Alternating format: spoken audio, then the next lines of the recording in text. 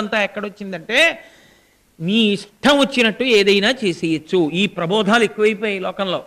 Sweet స్టాల్కి వెళ్ళి డబ్బా పట్టుకొచ్చి స్వామివారికి నైవేద్యానికి ఇచ్చేయచ్చు.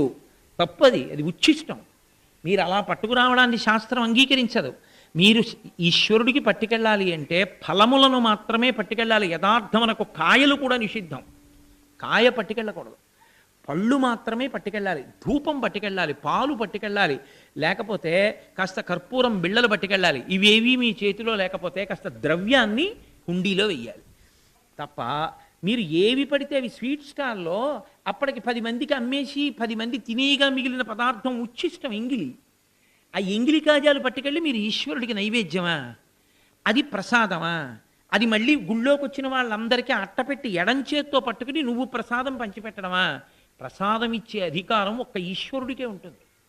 ఈశ్వర శక్తిని అర్చకుడి